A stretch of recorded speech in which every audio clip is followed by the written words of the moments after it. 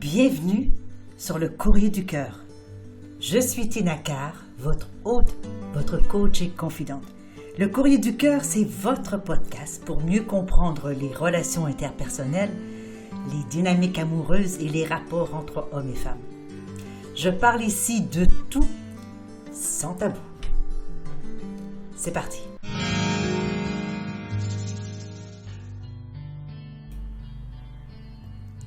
Je reçois aujourd'hui une lettre de Olivier qui va comme suit. Chère Tina, je vis depuis 2 ans avec une femme de qui je suis dingue amoureux. Je l'aime tellement que depuis ces 2 dernières années, nous n'avons eu que 2 rapports sexuels. La raison est parce qu'elle n'a jamais aimé faire l'amour et me dit qu'elle n'a jamais pris de plaisir. Personnellement, je pensais vraiment que j'allais pouvoir me passer de sexe. Je ne l'ai jamais trompée, je n'ai jamais été voir une prostituée et je n'irai jamais voir ailleurs. Avoir des relations sexuelles juste pour le plaisir avec une autre femme? 3 petits points d'interrogation. Je n'en peux plus, j'ai envie de faire l'amour, avoir du plaisir et surtout en donner. Je ne sais pas comment faire, mais je ne veux surtout pas la perdre. Olivier. Cher Olivier, et merci de nous écrire. Ça nous fait toujours très très plaisir de recevoir des messages et des questions de nos auditeurs et auditrices. Bien entendu, si nous ne les avions pas, nous ne pourrions pas faire grand-chose. Je ne pourrais pas répondre à grand-chose. Alors merci de contribuer à ce podcast en partageant donc vos préoccupations amoureuses, vos préoccupations de couple, vos préoccupations de relation. Alors, je ne sais pas exactement dans quelle branche d'âge vous êtes, cher Olivier, mais il me semblerait que si vous étiez plus âgé, je le sentirais. Donc, j'ai l'impression, j'ai la perception que vous êtes jeune. Et bien évidemment, quoique lorsqu'on est plus âgé, ça n'empêche pas, mais lorsqu'on est plus jeune, évidemment, le désir sexuel, le taux de testostérone, l'appel à la reproduction naturelle, si je peux dire, même si vous ne voulez pas d'enfants, c'est pas ça, mais l'appel à la sexualité est beaucoup plus forte lorsque nous sommes jeunes. Alors, depuis 2 ans, avoir une relation sexuelle par année, puisque vous en avez 2, dans tous les cas, me semble, et à vous aussi certainement, puisque ça, c'est votre souci, c'est insuffisant. Alors, qu'est-ce que vous pouvez faire avec ça? Vous dites ne pas vouloir la tromper, ne pas vouloir aller voir ailleurs, même de prendre des services professionnels. Alors, il y a vraiment un engagement de votre part à aller vers elle et de lui donner du plaisir. Et vous aimeriez, comme tout couple, qu'il y ait l'intimité.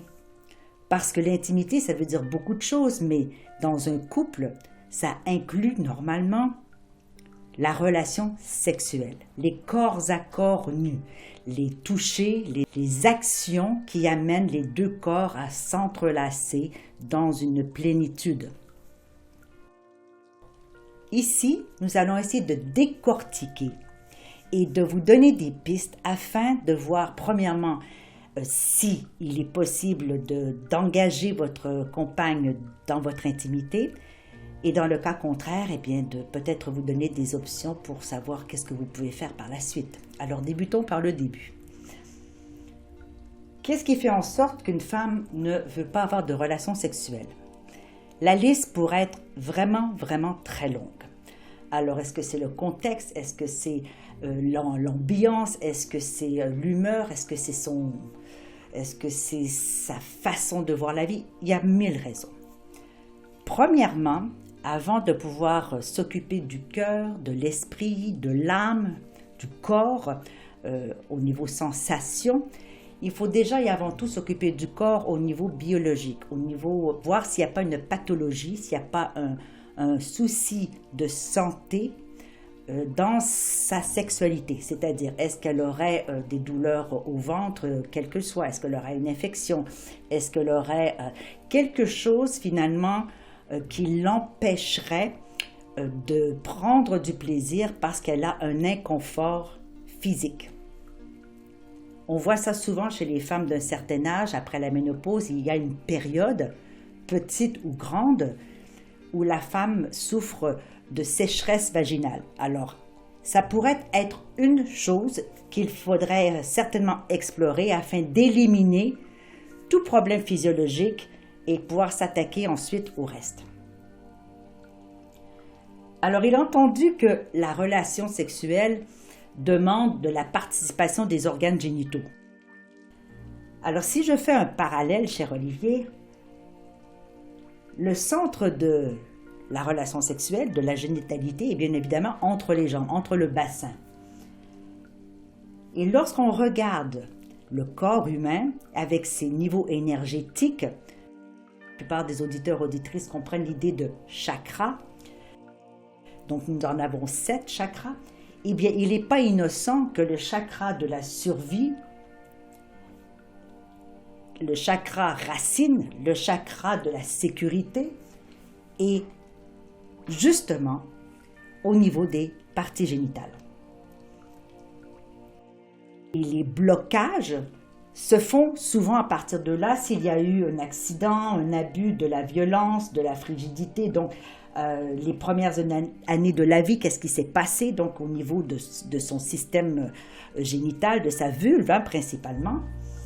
Alors, un viol, bon, il peut avoir plusieurs causes qui font en sorte que la vulve, le corps de la femme, son ventre, son système reproducteur, tout son système, finalement, qui lui permettrait d'avoir une intimité satisfaisante, se ferme, se bloque et refuse donc d'avoir une relation, et ceci influence nécessairement le mental, bien entendu, et ceci influence nécessairement, par la voie de conséquence, le cœur. Il est entendu que s'il y a eu un trauma ou s'il y a eu quelque chose dans son enfance qui fait en sorte que son corps s'est fermé, ni vous ni moi ne sommes suffisamment équipés, devrais-je dire, ou avoir les compétences pour voir ce genre de situation, surtout pas dans une émission de radio ou un podcast. Alors, il faudrait peut-être aussi explorer dans un deuxième temps, voir quelqu'un qui pourrait l'accompagner pour poser les questions. S'il y a eu quelque chose qui a pu bloquer, fermer la porte finalement à son désir d'intimité. Admettons que tout ceci va très bien. Il n'y a pas de problème physique, il n'y a pas de problème psychologique, quelque chose qui fait en sorte qu'il y a un blocage. Et alors, il faut voir peut-être maintenant si elle a eu l'occasion, en tant que femme, de découvrir sa propre sexualité. Sa sexualité à elle, avec elle-même.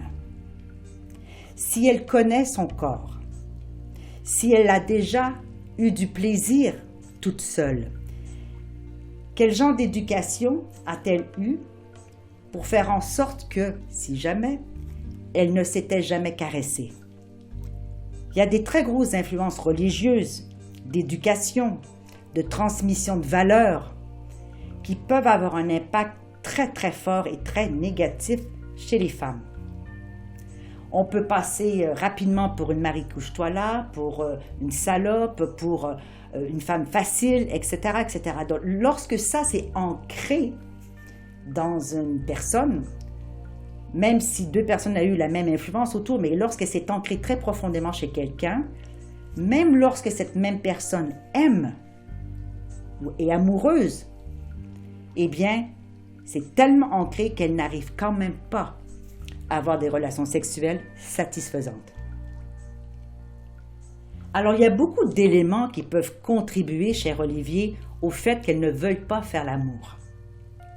Est-ce que c'est votre prérogative? Est-ce que c'est votre devoir? Est-ce que c'est votre mission de l'aider à découvrir tout ceci?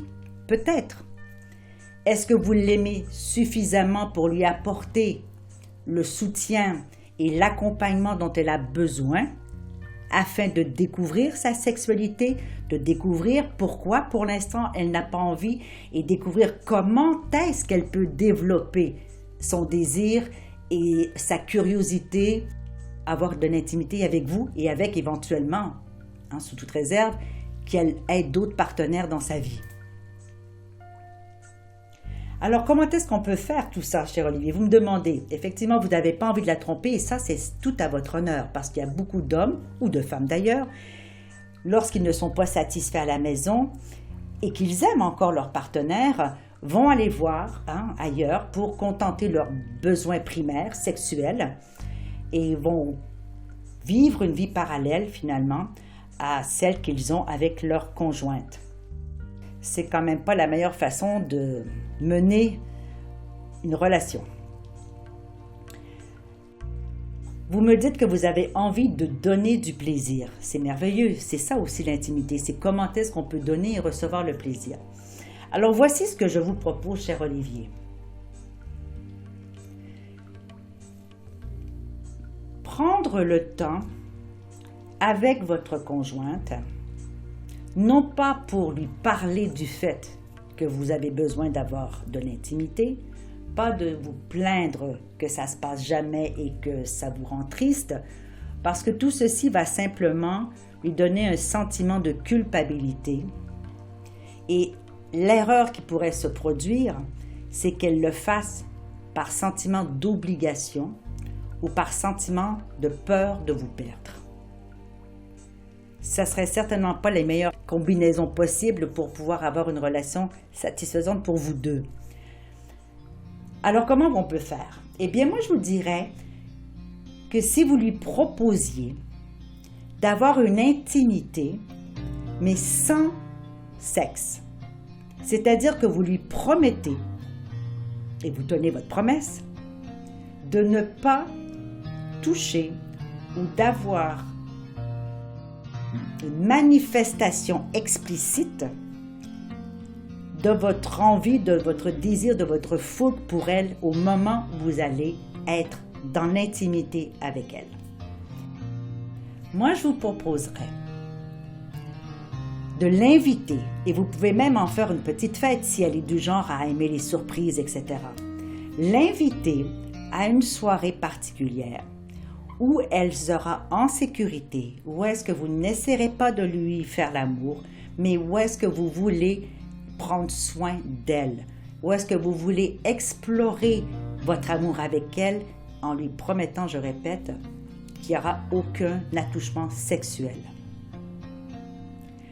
À partir de ce moment-là, une femme peut se sentir plus libre, plus calme, plus sereine, et moins sur le qui-vive de dire « Zut, il arrive proche de ma cuisse, qu'est-ce qui va se passer ?» À ce moment-là, on se rigidifie, il y a un petit vent de panique qui s'installe. Il est très intéressant pour une personne, homme ou femme, de découvrir son corps à travers les sensations, mais en bloquant la vision. Lorsqu'on a les yeux bandés, eh bien, ça nous permet, avec un petit peu de prise de conscience, un petit peu de vivre le moment présent, de se concentrer sur la sensation que vous lui procurerez. Doucement, vous pouvez prendre vos mains, vos doigts, votre langue, des plumes, du papier de soie, et bref, tout ce que vous voulez, et vous la caressez doucement dans des zones qui n'ont rien à voir avec la sexualité. Donc, sur ses épaules, sur son cou, sur son visage, sur ses bras, sur son ventre, sur son dos, ses jambes, ses pieds. Et vous vous amusez dans ses mains. Les femmes sont très sensibles aussi aux mains. Vous vous amusez à la titiller, à la chatouiller avec différents objets, peut-être même avec différentes températures. Il y en a qui aiment jouer avec de la cire chaude, des glaçons, n'importe quoi pour pouvoir éveiller sa sensibilité aux sensations, pour qu'elle puisse petit à petit s'investir de son corps et éveiller éventuellement le désir de ses parties génitales, parce que vous aurez éveillé le reste, le pourtour finalement de ces parties-là. Je commencerai par ça Olivier. Et puisque vous ne voulez pas la perdre et qu'elle sans doute doit quand même s'inquiéter du fait qu'elle ne vous offre pas ce qu'un couple normalement devrait vivre, eh bien ça va aussi la rassurer dans ce sens que je risque moins de perdre Olivier. C'est un grand moment d'intimité lorsqu'on fait ce genre de soirée ou d'après-midi ensemble. Et un jour, vous pouvez inverser et elle vous fait ça à vous. Donc, elle aussi pourra aller vous découvrir, vous regarder, comprendre comment vous fonctionnez et de voir de quelle manière elle-même elle peut s'amuser avec vous dans cette intimité. Voilà, cher Olivier, on aurait pu parler du sujet, mais pendant des heures et des heures et des heures et des heures. Mais là, je voulais absolument vous donner au moins cet outil-là, cette soirée, cet après-midi particulière de sensations, avec les bougies, avec peut-être même de l'encens ou du parfum dans la maison pour éveiller toutes les sensations que le corps peut nous procurer.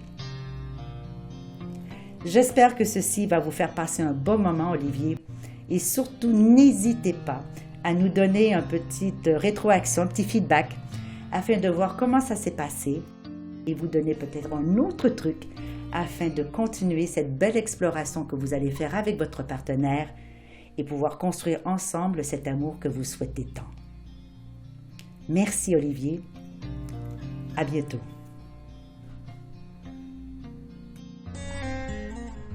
Nous voilà à la fin de cet épisode du Courrier du Cœur. Merci d'avoir été là et d'avoir partagé ce moment avec moi. J'espère que vous y avez trouvé de la valeur.